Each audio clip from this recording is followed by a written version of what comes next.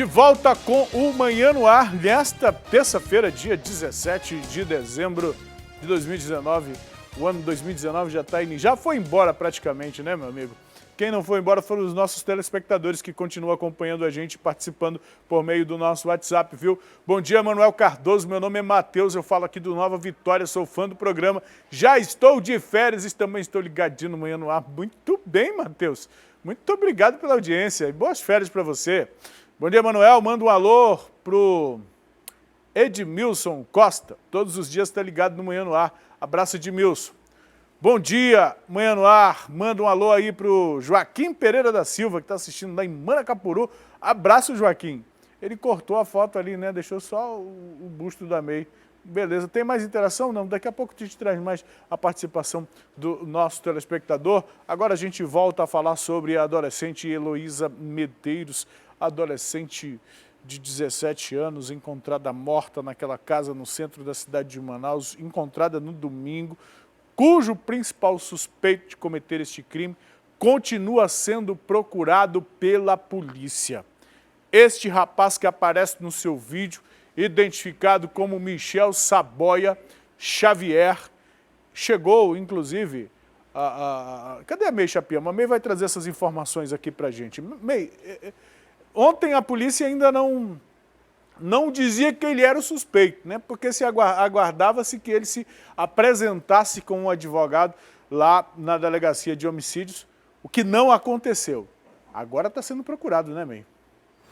Isso mesmo, Emanuel Cardoso, bom dia novamente para você, bom dia a todos. Olha, o Michel Saboia Xavier, de 19 anos, já está sendo procurado pelos policiais da Delegacia Especializada em Homicídios e Sequestros. Ele que é o principal suspeito de ter torturado e matado por estrangulamento a adolescente Heloísa Medeiros, de 17 anos, que foi encontrada morta na noite de domingo em uma residência ali no centro de Manaus. Segundo informações do delegado titular da Especializada, o Dr. Paulo Martins, ele informou que o advogado do Michel entrou em contato com a polícia, informando que o cliente dele iria se apresentar até às 3 horas da tarde desta segunda-feira, mas isso não aconteceu. A polícia ressaltou ainda que um familiar de Michel informou que ele contou aos familiares que ele estava com a Heloísa na noite de sábado em um bar ali no bairro Vieira Alves, na zona centro-sul de Manaus. Estavam ali na festa,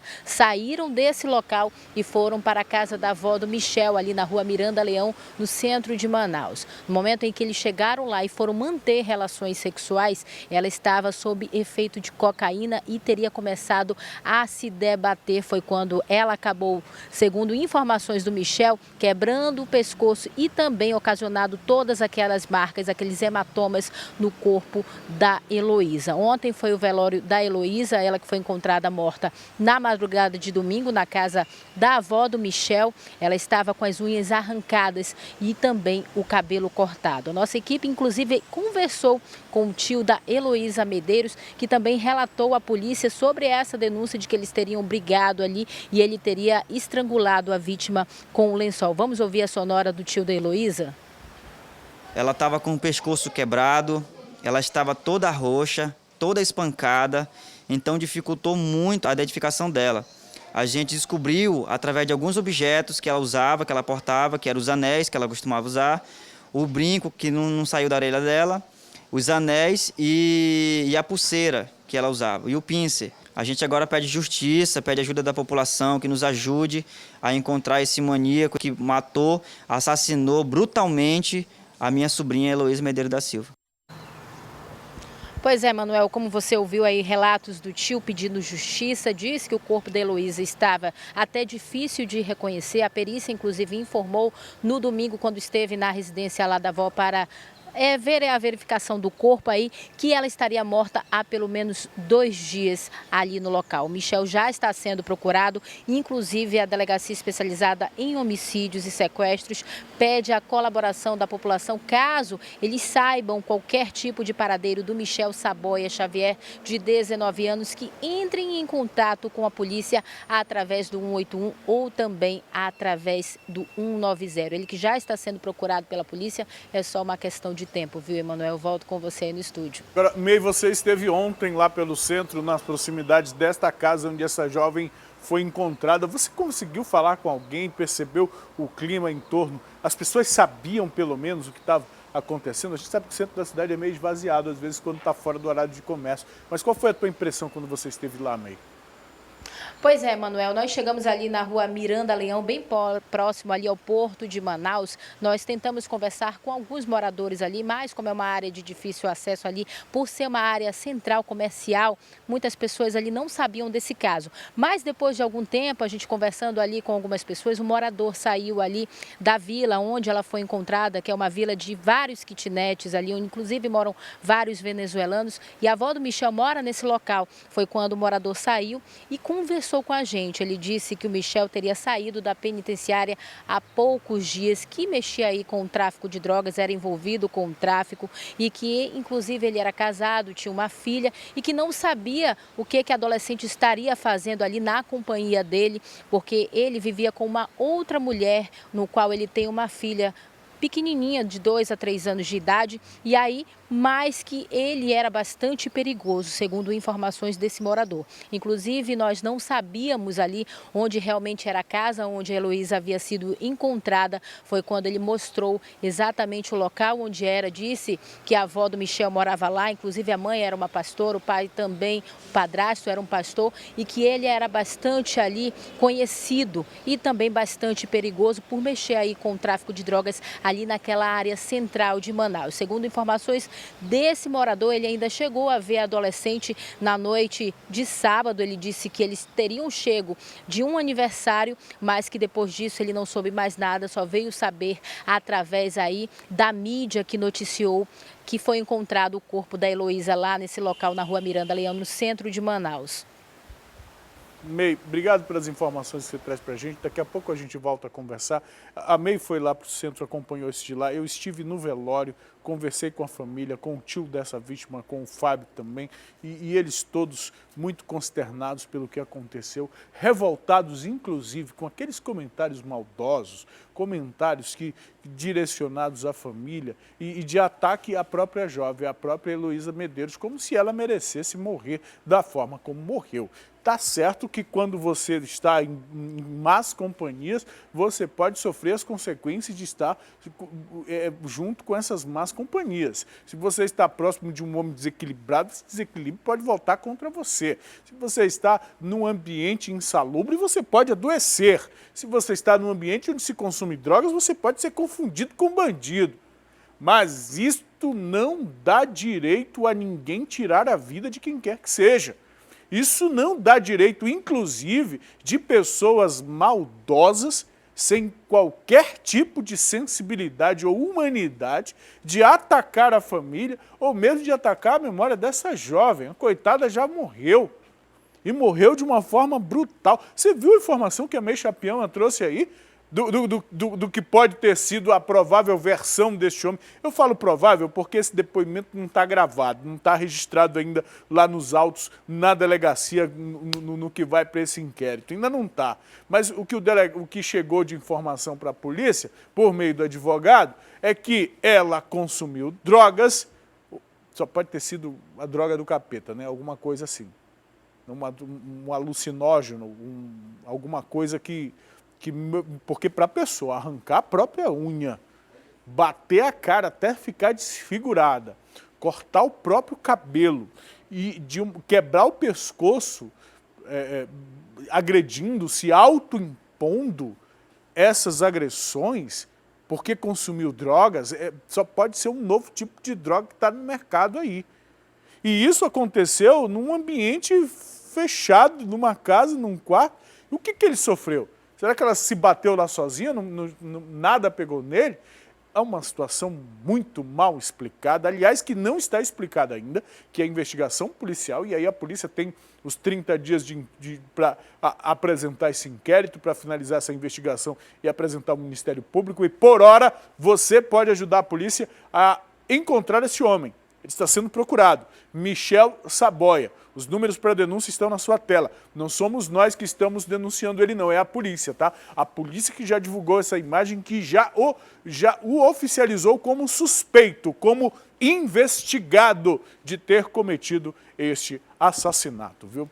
Olha, a gente tem um flagrante, estamos recebendo um flagrante aqui de um ônibus. Dá para a gente colocar na tela, meu diretor, esse flagrante? Temos, olha, os agentes do Instituto Municipal de Mobilidade Urbana tentando fazer o ônibus pegar no tranco. Há um veículo rebocando ali, não tem? Um veículo também do IMMU tentando rebocar o ônibus. Isso foi... Onde é mesmo essa... Isso é Constantino Neri, lá próximo ao Terminal 1, né? Lá próximo ao Terminal de Integração 1. Os agentes solidários tentando rebocar o veículo. A cena parece até cômica, né? Parece até cômica um pouco a cena. Mas esta, meus amigos, é a realidade do transporte público da cidade de Manaus. E olha que essa empresa aí não é nem a campeã de ônibus no prego, de ônibus que precisam ser rebocados na cidade de Manaus. Essa empresa não é a campeã, não. Você que usa o transporte coletivo em Manaus sabe do que eu estou falando. O que a gente tem, por exemplo, é uma intervenção aí que já completa aniversário, uma intervenção que já completa prazos, relatórios parciais que não apresentam medidas ou conclusões, nenhuma novidade sobre esse sistema, apenas chovem no molhado, dizem o que a população já está careca de saber. Temos um Ministério Público que está cobrando providências em relação a isso, inclusive um relatório conclusivo desta intervenção financeira que ocorre no sistema do transporte coletivo de Manaus, que, aliás, opera com frota reduzida há cerca de 3 meses. Apenas 70% da frota dos ônibus da cidade de Manaus estão circulando nas ruas. E a população, é óbvio, já se adaptou ou tem que se adaptar, tem que esperar mais tempo, tem que sair mais cedo de casa, tem que sair mais tarde de casa. E aí a prefeitura encaminhou para a Câmara dos Vereadores da cidade de Manaus o pedido de autorização para aumentar a passagem, o valor da passagem. Será que nesse pedido vai também algum tipo de compromisso dos empresários para que a gente não volte a ver essas cenas? Será que essa frota vai ser renovada e tirar os ônibus velhos que já estão colocando em risco a vida da população? Você tem visto, acompanhado as panes dos ônibus, principalmente desses articulados, tem ônibus que a roda solta, que o eixo sai.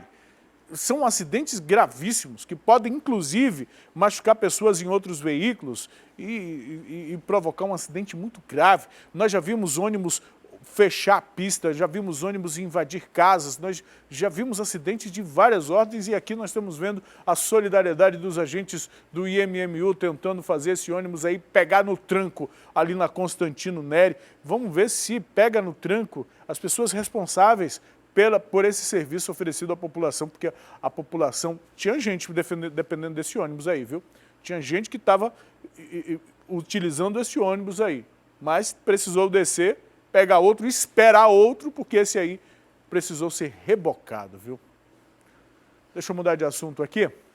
O novo presidente do Tribunal de Contas do Estado do Amazonas, Mário de Mello, tomou posse em uma cerimônia no Teatro Amazonas. A presença do ex-governador José Mello chamou a atenção. Foi a primeira aparição pública dele em um evento oficial. O alagoano Mário de Mello vai assumir a presidência do Tribunal de Contas do Amazonas pelo biênio 2020-2022. O Tribunal de Contas é a última fronteira de defesa do erário público, né? A sociedade, ela não tem que ver, ela tem que cobrar, exigir. O Tribunal de Contas tem que corresponder a isso. O Tribunal de Contas vem fazendo o seu papel e a nossa missão é dar continuidade a isso.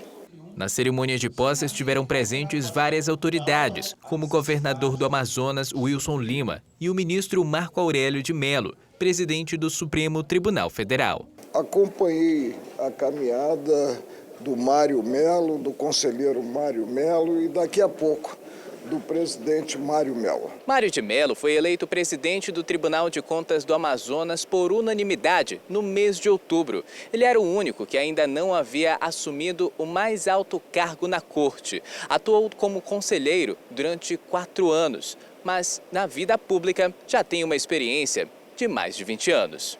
Durante a solenidade, o presidente anunciou que vai manter o rigor nas ações do tribunal contra os esquemas de corrupção. Para isso, deve investir em estrutura e em um concurso público. Nosso foco nesses próximos 2 anos é realizar um concurso público, para que o Tribunal de Contas não pare, venha a ser cada vez mais fortalecido na sua missão, que é de fiscalizar. A cerimônia ainda contou com a presença do ex-governador cassado do Amazonas, José Mello. Essa é a primeira aparição pública após Mello ser acusado de compra de voto e abuso de poder econômico em 2017. Atualmente, ele cumpre prisão domiciliar após passar um período preso no Centro de Detenção Provisória Masculino 2. Não está tão preso assim domiciliar não, né? Está participando de solenidade. O ex-governador José Mello cumprimentou o atual presidente do órgão no palco principal do Teatro Amazonas.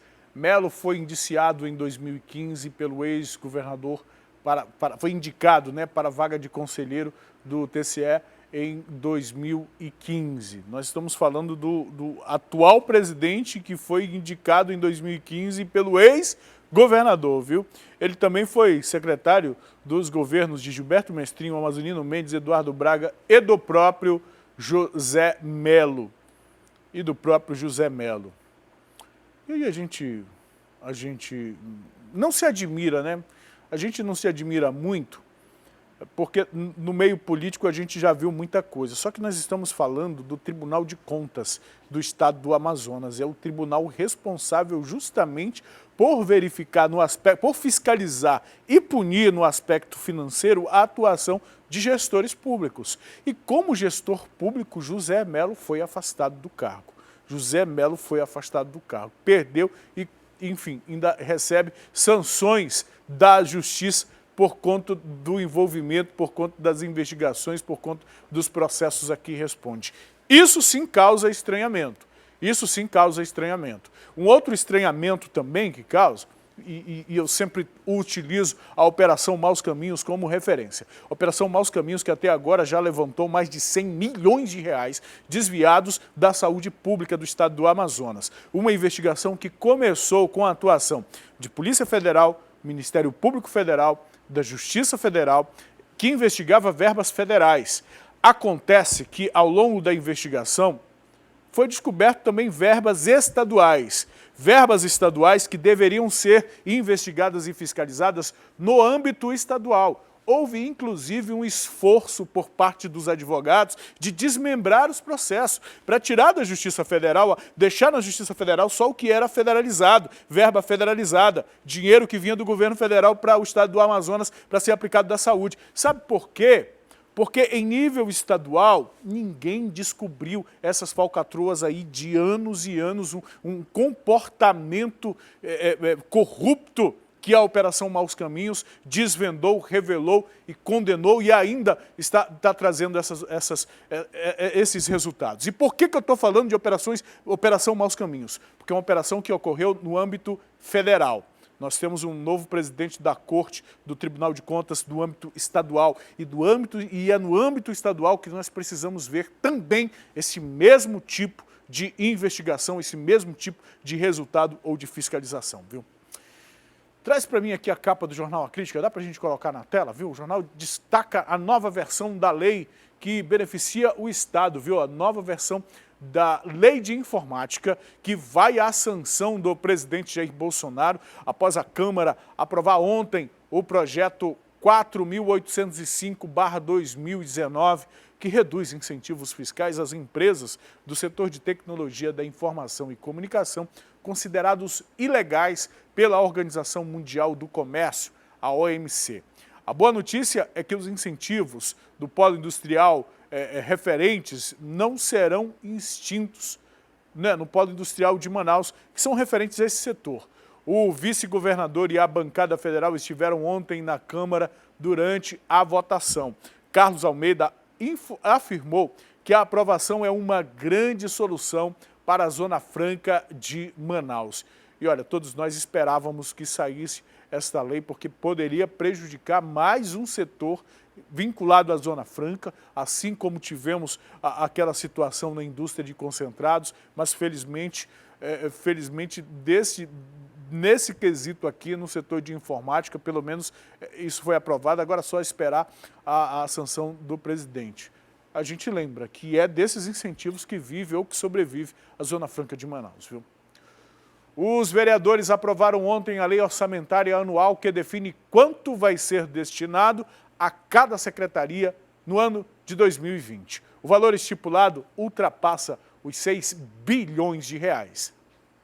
O orçamento do ano que vem é cerca de R$1 milhão maior que o de 2019. O projeto enviado pelo Executivo sofreu poucas modificações. A Secretaria de Educação vai dispor de mais de R$1,5 bilhão, seguida pela de Saúde, com mais de R$900 milhões disponíveis. Cada vereador teve direito a destinar quase R$260 mil em emendas impositivas. 255 propostas foram aprovadas e 9 rejeitadas. Destinamos recursos para os laboratórios e para a aquisição de lâmpadas de LED para que possamos trocar todo o parque de lâmpadas de todas as nossas UBSs. As UBSs ainda trabalham com aquelas lâmpadas fluorescentes antigas, que têm um alto consumo, e havia um pleito da Secretaria para que o Parlamento pudesse ajudar nesse trabalho, e a gente decidiu destinar R$100 mil para esse tipo de serviço. Entre os pontos discutidos pelos vereadores estava a verba da Secretaria de Comunicação. Dos mais de R$66 milhões destinados para campanhas publicitárias, 43 milhões podem ser gastos com publicidade institucional. A oposição propôs reduzir uma parte do valor para destinar a outras secretarias, mas foi voto vencido. Eu tenho a convicção de que a prefeitura gasta muito dinheiro com publicidade e propaganda.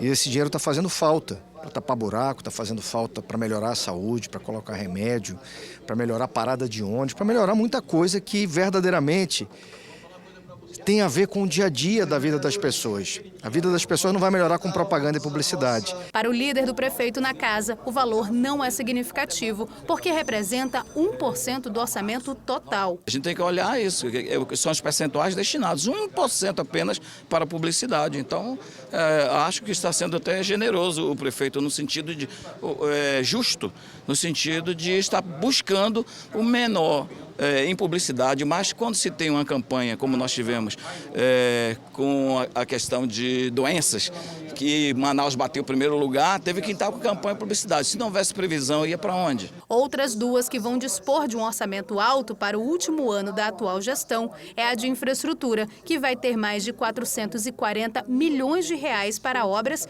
e a de limpeza pública, com cerca de R$360 milhões. É impressionante, né? A disparidade entre o discurso político de quem é de um lado ou de quem é do outro lado. Nunca há um ponto de convergência, nunca há um equilíbrio entre as falas dos políticos, porque geralmente essas falas estão atendendo ao interesse. A lei determina que o poder público dê publicidade às suas ações.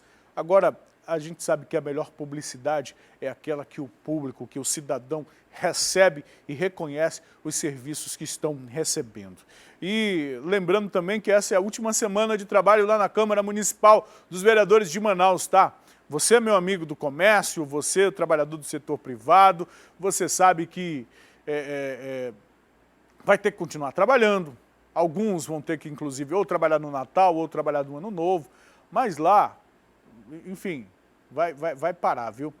Olha, por isso eles estão tentando votar o orçamento, né? O maior número de projetos possíveis, né? E também, enfim, a gente tem... Sobe essa informação aqui para mim, minha diretora, por favor. Também tiveram de atender a trabalhadores insatisfeitos lá no plenário da Câmara. Tá complicado, é pouco tempo, tem que correr mesmo. Tem que correr mesmo. Vem o recesso aí, daqui a pouco, em junho, tem outro recesso também. É impressionante. Vamos assistir a reportagem? Este grupo de guardas municipais veio à Câmara pedir reajustes salariais. A categoria ficou fora do plano de cargos e carreiras das áreas não específicas, projeto aprovado na Casa na semana passada. O acordo firmado entre os representantes do sindicato e os vereadores foi regulamentar a profissão de guarda municipal ainda no início do ano que vem e, assim, garantir os benefícios. São servidores que têm 30, 38, até 40 anos de serviço que ainda não se aposentaram porque eles esperam uma posição, uma carreira, né, para poderem se aposentar com dignidade. Mas o assunto mais debatido foi o projeto que aumenta o imposto sobre transferência de imóveis, o ITBI. Porque o ITBI às vezes é até mais alto do que o valor dos emolumentos da escritura. E você ainda vai ter que, para ser proprietário, depois dessa cadeia, fazer o pagamento do registro de imóveis, né, que é, de novo, outro valor igual ao da escritura e um pouquinho inferior ao do ITBI. Então, no final das contas, essa cobrança antecipada do ITBI acabava afugentando a população dos cartórios. O secretário de Articulação Institucional e Política da Prefeitura esteve no plenário para mudar o projeto. Agora, quem paga o imposto antes de lavrar a escritura vai ter desconto de 10%. Já em outras fases do processo, o valor permanece o mesmo. E aqueles que não quiserem podem pagar posteriormente a transmissão, só que no valor de 2%.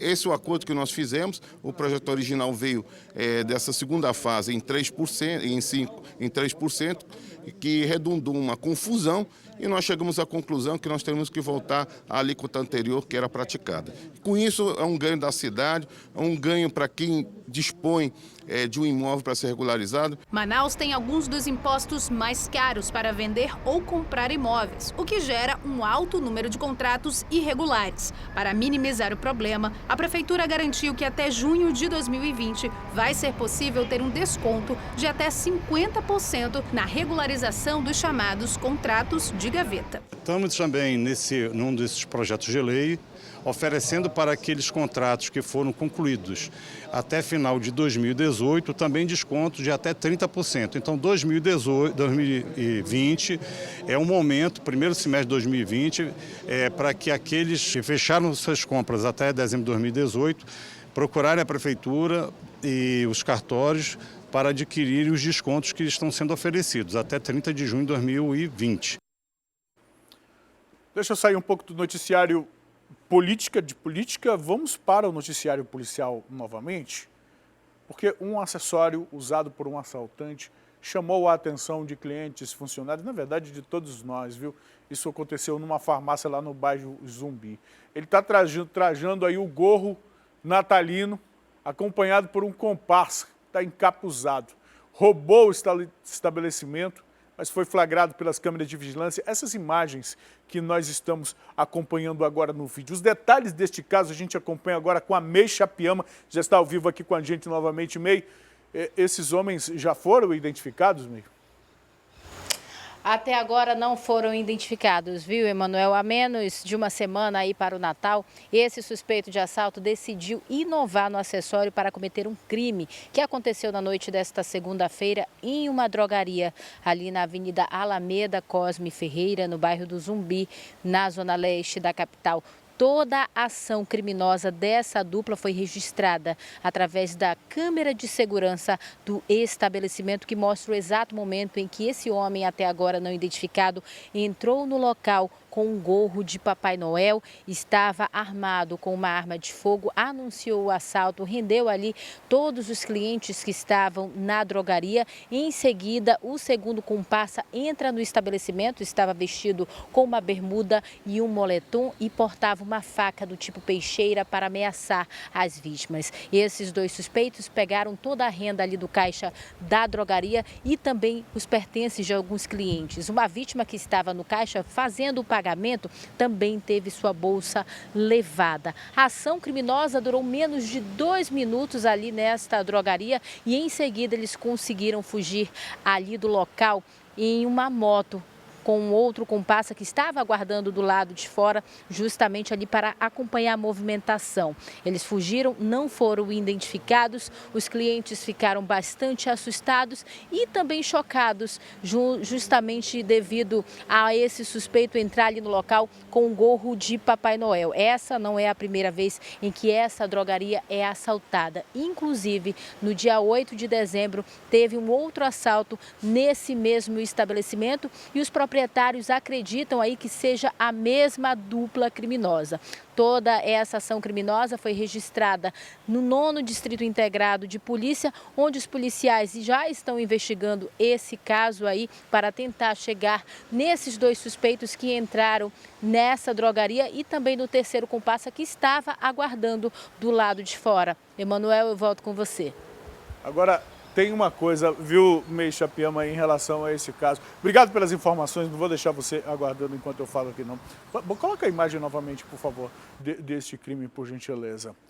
O gorro é um sinal de desrespeito, é um sinal, inclusive, porque ele não está tentando esconder o rosto.